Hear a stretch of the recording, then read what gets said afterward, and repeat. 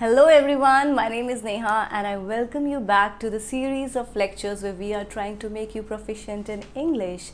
And in today's class, we have a very important topic for you, and that is we are going to discuss a few words that are often being confused and misused by people. Hindi में कुछ ऐसे words जो generally लोग गलत बोलते हैं, जिसमें confuse रहते हैं. अगर ऐसा कोई वर्ड है इनमें से जिनमें आप भी कंफ्यूज रहते थे या जिनको आप गलत यूज़ करते थे, then from now after this class I promise you that you won't ever. All right, then let's start the class. The very first word of the day is AURAL. Now when we pronounce this word AURAL, in pronunciation it seems like oral, right? And जब हम कभी ORAL को pronounce करते हैं, उसकी pronunciation भी it's oral. Then what and where is the difference? People generally remain confused because दोनों की प्रोनाउंसिएशन सेम है, but then spellings are different. Is there any difference in the meaning as well? Yes, there is a huge difference between the meaning. सुन के आप लोग हैरान हो जाओगे कि कभी सोचा भी नहीं था. Now the first concept that we are going to deal with today is the difference between AURAL and ORAL. Now try to pronounce these two words. Is there any difference in the pronunciation, or the pronunciation seems the same? I guess more or less सबकी pronunciation same आई होगी. Oral and oral कुछ कुछ same है, more or less same. But now I want to ask you a question. Can you find any difference between the meaning of these two words? Yes or no? Let me tell you all, there is a huge difference between the meaning of these two words. Where oral stands for something related to ear, means can't, oral stands for something related to speaking skills, verbal. जैसे आपने बहुत बार बच्चों के मुंह से सुना होगा, मेरा ओरल एग्जामिनेशन है, राइट? मतलब मुझे कुछ क्वेश्चन पेपर या आंसर शीट नहीं मिलेगी, कुछ ओरली क्वेश्चंस पूछे जाएंगे that I would answer. So here oral means something related to speaking skills and oral means something related to listening skills, where you listen something with the help of your ear, right? Now let's simplify them by getting some examples. First example of this word AURAL, oral, is this song is an oral delight. Means कान से सुनने में बहुत अच्छा लगता है, कानों के लिए डिलाइट है. मीन्स जब भी मैं ये गाना सुनता हूँ मेरे कान खुश होते हैं. It's like a feast to my ears, it's like a delight to my ears. So aural मतलब कानों से रिलेटेड, ये गाना मेरे कानों को सुकून पहुँचाता है. This song is an aural delight. या मुझे कुछ कानों से रिलेटेड प्रॉब्लम हो रही है, these days I am feeling some aural troubles. कानों में प्रॉब्लम है, ऑरल ट्रबल. तो कभी भी हमको कुछ कान से रिलेटेड डिस्कस करना हो, then we can use this word aural. अगर आपको इस वर्ड का अभी तक मीनिंग नहीं पता था, then again it's a great opportunity. फटाफट इस वर्ड को अपनी वोकैबुलरी नोटबुक में भी लिख लीजिए. And I hope you all are revising all the vocabulary words we have done so far. If not, then let me tell you, it's going to be a great loss for you all. Keep on revising them because revision is the only key to memorize vocabulary words. किसी को भी याद नहीं हो सकते vocabulary words जब तक आप रिवाइज ना करते रहो, राइट? कोई भी इंसान इस दुनिया में मुझे नहीं लगता एक बार ही पढ़ के याद कर लेता होगा. Everybody keeps on revising if they want to have a good hold on vocabulary words.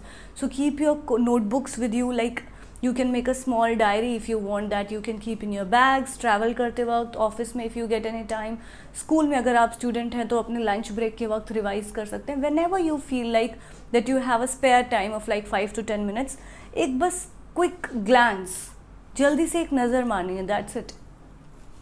जिससे आपके वो बार बार रिवीजन से आपको वो डेली लाइफ में याद आएंगे. नहीं तो आज आपने मेरे साथ याद करे, आपको अच्छा लगा, 4 दिन बाद आप भूल जाओगे. And then you will say ma'am हम इंग्लिश बोलते हैं बट हमें तो इंग्लिश बोलने में कुछ वो वर्ड्स यूज़ ही नहीं आ पाते, उस समय तो याद ही नहीं आ पाते. उस समय किसी को भी याद नहीं आते. आप किसी को ये नहीं बोलोगे बात करते करते, रुक रुक रुक, let me open my notebook, देखोगे और हाँ हाँ हाँ मुझे अभी ये वर्ड बोलना. Of course we can. So what we'll have to do is we'll have to practice them again and again. अगर आप इसको 1 month भी प्रैक्टिस कर लेंगे by your heart, I am damn sure आपके मुंह पे अपने आप आएगा वो वर्ड आफ्टर 1 month. अभी आपको ये लगेगा कि मैं कॉपी में से देख देख के थोड़ी ना बोलूँगा, याद कर भी लेता हूँ तो भूल जाता हूँ, अगली बार रिवीजन करनी पड़ती है. That's fine, totally that's totally okay. अगर आपको नहीं लग रहा हो तो एक बार मेरे पे ट्रस्ट करके ट्राई करके देखो. कोई भी 5 वर्ड उठाओ, 1 महीना रिवाइज करो, अपने आप आफ्टर 1 मंथ आपकी डेली कॉन्वर्सेशन में आपके मुंह पे वो वर्ड आ जाएगा. एंड इसी तरह से ग्रेजुअली धीरे धीरे धीरे आप सीखते जाओगे. But then the only key is revision, as I always say, right. Moving forward, the next word is opposite. Now generally students remain confused between opposite and opposite. In fact कुछ ने तो opposite सुना ही नहीं होता. जिन्होंने आज तक सुना ही नहीं है, again I say it's a golden opportunity for them. You have got one more vocabulary word, note down कर लीजिए कॉपी में. एंड जो सुन लेता है अगर एक बार, तो फिर वो कंफ्यूज हो जाता है क्योंकि ये ऑपोजिट जैसा लगता है. उनको लगता है what and where is the difference between opposite and opposite. So let me clarify it. Opposite means एपोजिट में ऐप आ रहा है, ऐसे याद रखना. एप्रोप्रिएट की शॉर्ट फॉर्म भी तो एप्ट होती है, app. This is the appropriate song for the event. So appropriate को हम शॉर्ट में ऐप बोलते हैं ना, ऐसे याद कर लो. एपोजिट में भी ऐप आ रहा है. कुछ नेमोनिक टेक्निक अगर हम बनाने की कोशिश करें तो एपोजिट मीन्स एप्रोप्रिएट, बिल्कुल प्रॉपर, जो चीज़ होनी चाहिए वही है. In that case we use this word apposite. And talking about opposite, I think ये तो बहुत जनरल टर्म है, सबको पता है. दैट मीन्स ऑपोजिट मीन्स उल्टा, या हम ऑपोजिट कभी कभी इन फ्रंट ऑफ के लिए भी यूज़ करते हैं, सामने, राइट. कि मेरा घर उसके घर के सामने है, so her house is just opposite to my house. Now let's simplify them with the help of a few examples. First example of opposite. Opposite we can use in a case where we want to say that for your performance you have got opposite remarks या opposite marks, कि आपकी जैसी performance थी आपको appropriate marks मिले. पढ़ के आप बिल्कुल नहीं गए थे, क्लास में आपने बहुत तंग किया था, अगर आप फेल हुए हो तो ये opposite marks हैं, appropriate marks हैं, राइट. दूसरे केस में कैसे यूज़ कर सकते हो? प्रॉपर बिहेवियर, प्रॉपर यूनिफॉर्म में रहना, opposite यूनिफॉर्म में आना. प्रॉपर बिहेवियर करना, एपोजिट बिहेवियर करना. नेक्स्ट हम क्या कह सकते हैं? जैसे मैम ने एग्जाम्पल दिया and that example is apposite to the situation, appropriate to the situation, right. So this is how we can use this word apposite. Apposite remarks, apposite examples, apposite pair as they complement each other, apposite behaviour रखना, ये सब situations में use हो सकता है word एपोजिट. मतलब appropriate या proper, जैसा होना चाहिए एग्जैक्टली वैसा. Second is opposite. ऑपोजिट का मतलब एपोजिट से टोटली ऑपोजिट है, मतलब प्रॉपर नहीं है कोई चीज़, टोटल उल्टी है, राइट. एग्जाम्पल्स दे सकते हैं. They live in opposite directions. First कि इन द बिल्कुल मेरे से उल्टी डायरेक्शन में रहता है, या उसका घर मुझसे बिल्कुल सामने वाली डायरेक्शन में, या उल्टा in the front of. In that case we can use opposite. और सेकेंड मतलब उल्टा, कि मैंने मेडिसिन ली ये सोच के कि मैं ठीक हो जाऊंगी, बट मेरे पे ऑपोजिट असर हुआ कि मैं उल्टा और बीमार हो गई. So opposite is something very general. I am assuming कि सबको पता होगा. एग्जाम्पल देख लेते हैं. The medicine had the opposite effect on me. But मैंने ऑपोजिट लिखा क्यों? Because I wanted you all to learn this word apposite, and then I wanted कि कभी भी आप कंफ्यूज ना हो एपोजिट और ऑपोजिट के मीनिंग्स में. एपोजिट का meaning is totally opposite to the meaning of opposite, right. याद रखेंगे आगे से. Next, now this is a very tricky thing that we are going to discuss. Catch and hold. What's the difference between these two words? I am damn sure 99.9% people think that they both mean the same. But अफसोस, गलत जवाब. दोनों का मतलब same नहीं है. There is a slight difference between both of them. वैसे अगर हम हिंदी में बात करें तो कैच का मतलब भी पकड़ना है और होल्ड का मतलब भी पकड़ना है. तो बच्चे कहेंगे, थोड़ी देर सोचेंगे और बोलेंगे अरे मैम ये दोनों तो सेम ही हैं. बट सिचुएशन का फ़र्क है. ध्यान से देखना, जितना जितना इंग्लिश में डीप घुसते जाते हैं उतने उतने रूल्स के सब रूल्स निकलते जाते हैं. तो जितना सीखोगे उतना कम. कैच कब यूज़ होता है? To take hold of something when it is moving.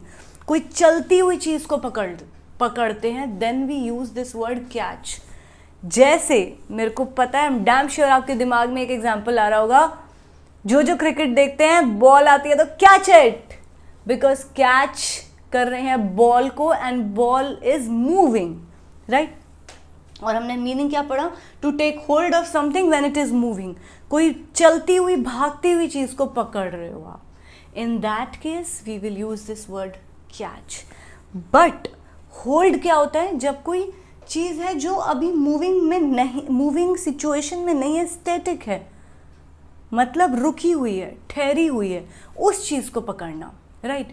Hindi में देखो दोनों का मतलब है पकड़ना, बट कोई चलती हुई मूविंग चीज़ को पकड़ना कैच, और रखी हुई स्टैटिक चीज़ को पकड़ना होल्ड। कितना इजी है, बट हमको पता ही नहीं था, इसलिए हम हमेशा गलत यूज़ करते थे। From now onwards I am damn sure कोई भी गलत यूज़ नहीं करेगा। होल्ड का मतलब क्या है? To take hold of something when it is static, जब वो कोई रुकी हुई चीज़ है उसको पकड़ना। For example, I am losing the hold of rope. Rope है, रोप स्टैटिक है, जहाँ लगी हुई है वहीं लगी हुई है, मैंने पकड़ा हुआ है, बट मेरे उससे ग्रिप धीरे धीरे कम हो रही है। So I am losing the hold, क्योंकि स्टैटिक चीज़ थी, that's why I am using the word hold here. अगर ये मूविंग होती तो मैं क्या यूज़ करती? कमेंट बॉक्स में लिख के बताइए। नेक्स्ट, अगेन एक ऐसा concept I am damn sure आप गलत यूज़ करते होगे।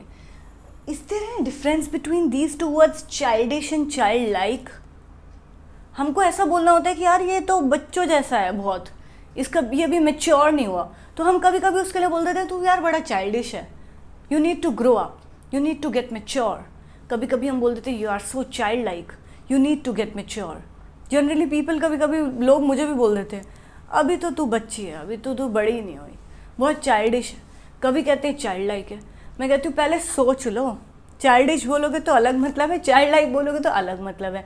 एक में मैं खुश होंगी, एक में मुझे गुस्सा आएगा। सोच के बोलो, पहले इंग्लिश ठीक करो, then come and talk to me, right. ऐसे ही आज के बाद आपको भी ध्यान से बोलना है। चाइल्डिश बोल दोगे तो मतलब you are trying to say that the other person is foolish, he is mad, he is moron. We have done a lot of synonyms of this word foolish. जो बच्चे मुझसे हमारे इंग्लिश स्पीकिंग कोर्स में जुड़े हुए हैं, जिन्होंने registration कराई हुई है, उनको मैंने ऑडियो, हर दिन वर्ड ऑफ द डे की ऑडियो भेजती हूँ। Second day word of the day की ऑडियो में आई होप आपको याद होगा, हमने इस फूलिश, पागल वर्ड के बहुत सारे सिनोनिम्स सीखे थे। वो सब सिनोनिम्स जो बच्चे रजिस्टर्ड हैं प्लीज़ कमेंट बॉक्स में लिख के बताइए। So childish word is being used in the negative sense. That means somebody who is foolish, somebody who is mad, moron, lunatic, और क्या क्या थे comment box में लिख के बताइए। And childlike is being used in the positive sense. Somebody who is innocent, बेचारा प्यारा सा है। तो अगर कोई मुझे बोलता ना तू बहुत बचकानी सी है यार, तू तो अभी मेच्योर ही नहीं हुई, मैं कहती हूँ चलो ठीक है, मैं चाइल्ड लाइक हूँ ना, okay I am fine, I take it in a positive way. तुम नेगेटिव में बोलते रहो, मेरे को पता है चाइल्ड लाइक का मतलब है इनोसेंट, स्वीट, बहुत है, मैं खुश हो जाती हूँ। बट वहीं अगर कोई चाइल्डिश बोल दें तो गुस्सा आ जाता है। तो मैं बोलती हूँ पहले मतलब भी पता है तुम्हें, जाओ और पहले मतलब समझ के आओ, फिर आके मुझसे बात करना। So from now onwards whenever you are going to use these two words, you have to be very cautious while using them of their exact meanings. बहुत छोटा सा डिफरेंस दिख रहा है, देखने में एक जैसे ही लग रहे हैं, but then total meaning change हो जाता है। जब हम चाइल्डिश बोल रहे हैं then that means we are trying to give a negative sense to the meaning of that word. And when we say childlike तो हम एक पॉजिटिव टच दे देते हैं कि इनोसेंस से, स्वीट से, बेचारे से, ऐसा वाला टच। आई होप आज के बाद आप चाइल्डिश एंड चाइल्ड लाइक इन वर्ड्स को अच्छे से यूज़ करेंगे। Now the next concept that we are going to learn today is really interesting, but before starting it I would like you all to read these two words first. And the first word is confidant. Please try to pronounce it. And the next is something like confident. Now also try to pronounce it. Did you find any difference in the pronunciation? Yes or no? Do let me know by writing in the comment box. Now let me tell you the pronunciation of first word. confidant is being pronounced as confident, and confident is also being pronounced as confident. Then is there any difference between the meaning of these two words? या है या नहीं है, आपको क्या लगता है? All right then, आपकी इस मिस्ट्री को सॉल्व करते हैं and let's move to the meaning of these two words. The first word confidant, confident, means a person who is entrusted with some secrets. जिसे हम राज दरबार में कहते थे ना, एक दो हमारे ऐसे लोग होते थे राजा के जो राजदार होते थे, मतलब उसके सारे सीक्रेट्स पता होते हैं जिसे। जैसे हमारी आज की सरकार में प्रधानमंत्री मोदी का सबसे ट्रस्टवर्दी राजदार कौन है? कमेंट बॉक्स में लिख के बताइए। ऑल राइट, सो एग्जाम्पल देखते हैं। I am a trusted confident of PM Modi. अब इधर कॉन्फिडेंट मतलब कॉन्फिडेंट वो वाला कॉन्फिडेंस नहीं है जो हम सब में होता है, जोश और कॉन्फिडेंस और विश्वास अपने पे, ये वो वाला कॉन्फिडेंस नहीं है। This confident means a person जिसको सारे सीक्रेट्स पता है आपके। इन शॉर्ट, जिसे हम अपनी लोकल लैंग्वेज में कहते हैं बेस्ट फ्रेंड है मेरा। वो बेस्ट फ्रेंड क्यों बनता है? क्योंकि उसको सारे सीक्रेट्स पता होते हैं, right? So that person can also be called confident. या आप अपने सारे दोस्तों में से किसी एक को अपने सारे सीक्रेट्स बताओ तो आप उसको हिंदी में बोलते हैं ना, आज से तू मेरा राजदार बन गया है, तुझे मेरे सारे सीक्रेट्स पता है। I have trust on you, that's why I have told you all the secrets. Please don't try to break my trust. Similarly, from now onwards, you may call them, from today you have become my confidant, and never try to break my trust. Moving forward, confident क्या है अब इधर? Confident is when you're sure of something, जब आप किसी चीज़ के लिए sure हो, जब आपको किसी चीज़ के लिए सर्टेनिटी है कि हाँ, मैं आपसे पूछूं ये क्या आप कह रहे हो कि इस क्वेश्चन का यही आंसर है, are you sure about it? आप कहोगे येस आई एम कॉन्फिडेंट, मुझे पक्का भरोसा है, पूरा भरोसा है। कॉन्फिडेंट मैं कॉन्फिडेंट हूँ कि आप सबको ये वर्ड कॉन्फिडेंट तो पता ही होगा। मेरा यहाँ पे ये वर्ड लिखने का टारगेट मोटिव क्या था कि मैं आपको एक नया वर्ड सिखाना चाहती थी, that was confident. And then I wanted कि कभी भी आपको लाइफ में कन्फ्यूजन ना हो कि DANT और DENT दोनों सिमिलर साउंड जैसे वर्ड्स हैं, बस एक छोटा सा डिफरेंस है दोनों की स्पेलिंग्स में। कहीं ज़िंदगी में आपको कहीं पर भी आके इनके मीनिंग में कन्फ्यूजन ना हो, इसलिए मैंने साथ में कॉन्फिडेंट भी लिखा है, to clear your concepts. All right, moving forward to the next concept is disease, DESEASE or DECEASE. There's a minor difference between both the words. S और C का कोई खास डिफरेंस मुझे दिखाई नहीं दे रहा है, और I और E का, लेकिन जब मैं प्रोनाउंस कर रही हूँ तो सेम प्रोनाउंसिएशन आ रही है। This is disease and this is also disease. Is there any difference between both these words? If yes, then what is the difference? Let's see. First disease is very common. सबको पता होगा, भाई मुझे बीमारी हो गई है, डिजीज हो गई है, I am suffering from this disease. God forbid किसी को ना हो, but it's just an example कि कभी भी कोई बीमार है, कोई भी बीमारी हो जाती है, we call it disease, simple. For example, latest trending example लेते हैं। So corona virus is not such a dangerous disease if we take necessary precautions. बहुत नेगेटिविटी है इस समय, तो थोड़ा पॉजिटिव हो जाते हैं कि हम सब कह रहे हैं बड़ी भयानक डिजीज़ है, मर रहे हैं लोग, but then it's not. Try to be optimistic, कुछ नहीं होगा अगर हम थोड़े बहुत से प्रिकॉशंस लेंगे तो। But if we change the spelling by DECEASE, तब क्या कोई फ़र्क पड़ेगा? यस, बिल्कुल पड़ेगा। टोटल मीनिंग चेंज हो जाएगा। Disease means a person's death. जब कोई इंसान मर जाता है, बंदे की डेथ हो जाती है, for that person we use DECEASE। For example, again हम रीसेंट ट्रेंडिंग एग्जाम्पल लेने की कोशिश करते हैं। रिसेंटली डिजीज्ड एक्टर, नाम बताइए, Sushant Singh Rajput is in news these days. अभी अभी उनकी डेथ हुई। So for a dead person, a person who is dead, who is no more, who has met his demise, हमने कल लर्न किया था ये वर्ड, उसके लिए हमने क्या वर्ड यूज़ किया? Diseased. So I hope you can clearly see that थोड़ी सी स्पेलिंग चेंज होने से कैसे टोटल डिफरेंस दिखा मीनिंग में। DIS वाला डिजीज मतलब इलनेस, C वाला डिजीज मतलब death. Moving forward, floor and ground same से लग रहे होंगे।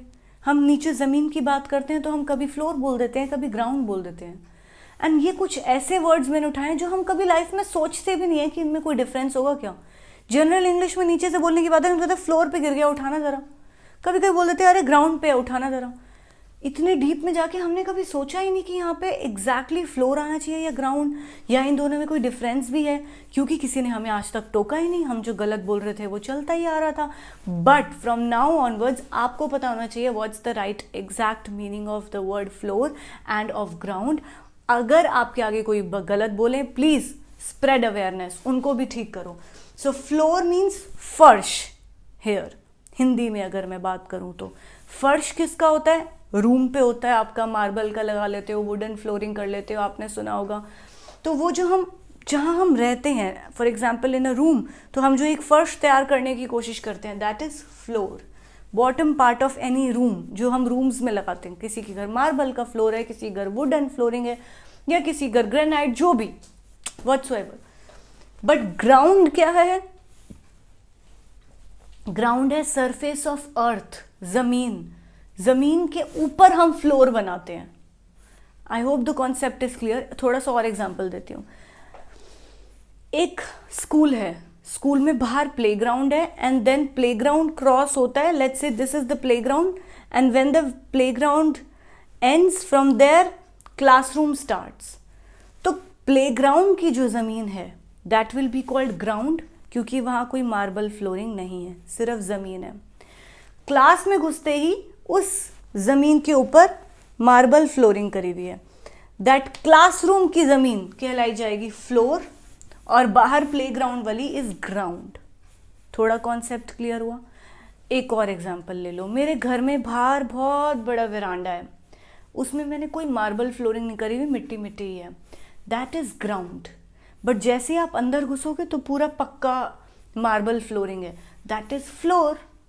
I hope the concept is clear. Example ले लेते हैं, the children sit on the floor during the class. बच्चे क्लास में जब बैठते हैं, टीचर कहती है जमीन पे बैठ जाओ, but that is the floor. So children sit on the floor during the class.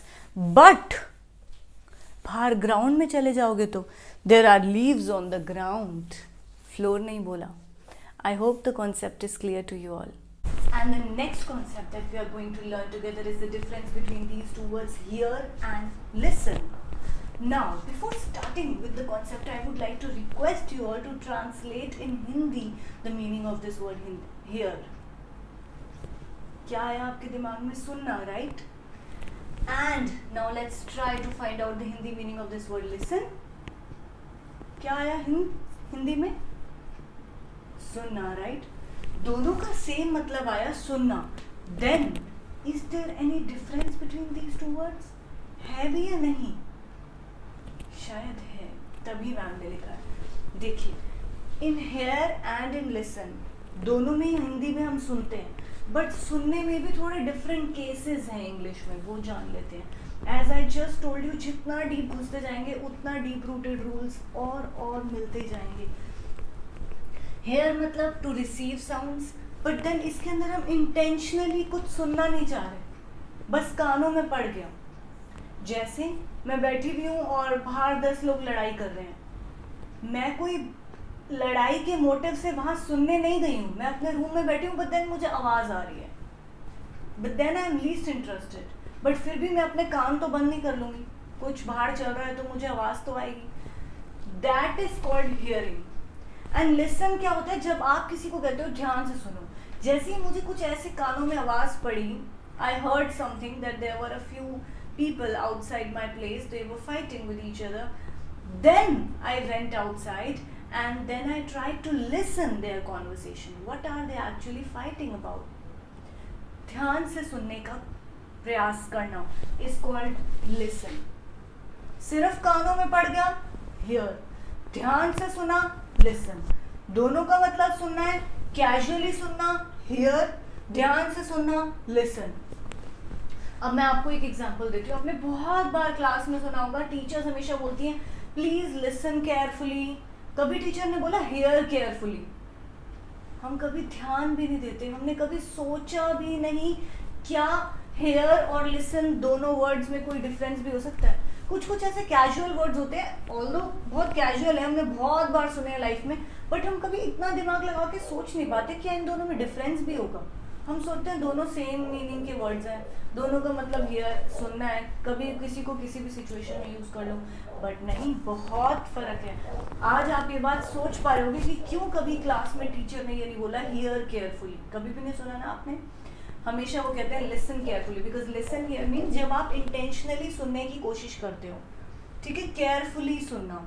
और हियर तो आप एग्जाम्पल्स देखो, जो भी कानों में आवाज़ चलते फिरते आ जाए, जैसे हॉर्न्स की आवाज़, गाड़ियों में हॉर्न की आवाज़ आती है, हम कोई स्पेशली रोड पे खड़े थोड़ी ना होते ध्यान से सुनने के लिए। अच्छा, अब फरारी के हॉर्न की आवाज़ सुनने खड़ी हूँ मैं, फरारी के हॉर्न की आवाज़ आ गई, मैं अंदर आ गई, नहीं ना, हम तो कैजुअली जा रहे हैं या बैठे हैं, कानों में आवाज़ आ ही रही है, अब कान दिए हैं भगवान ने तो कानों में आवाज़ जाएगी। बट जहाँ हम क्लास में स्पेशली सुनने जाते हैं कि मैम क्या क्या बोल रही है, that is listening.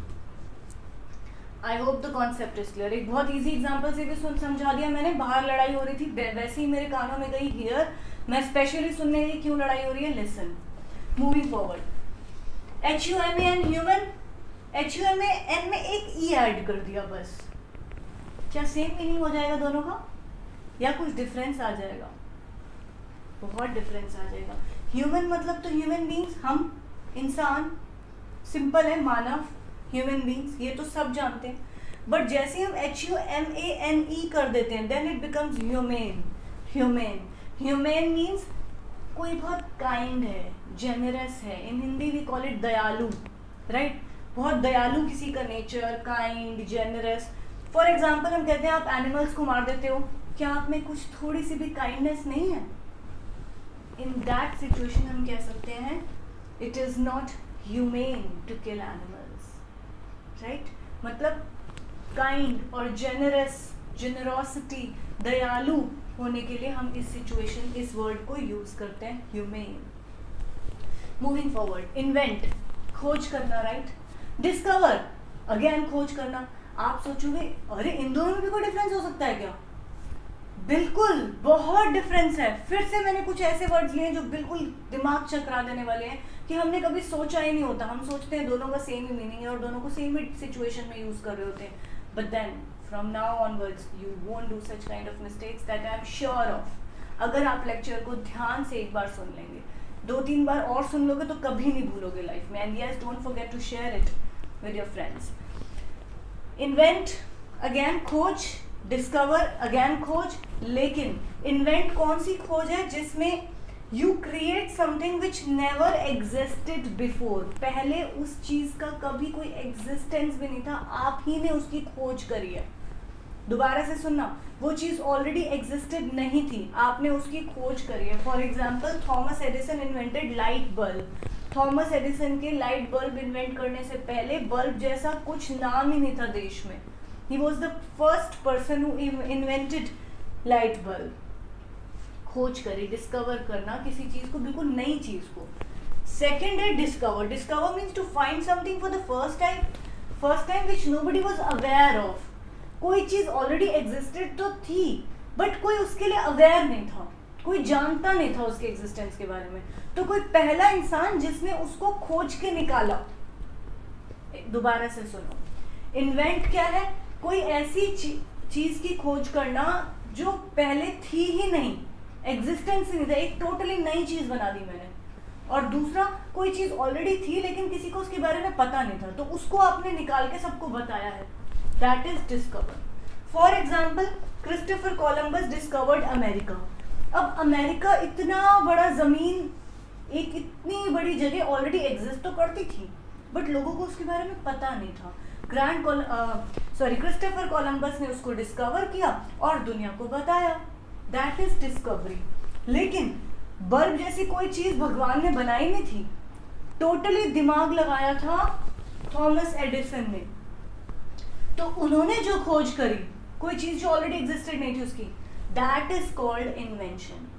I hope now the concept is clear to you all. Thank you so much guys for the plethora of love and respect you guys are giving. We are really obliged to you all, and I once again request and urge you to please don't forget to share all these videos to all your friends and your acquaintances. Once again, thank you so much. We'll always remain in your debt. Bye bye and take care.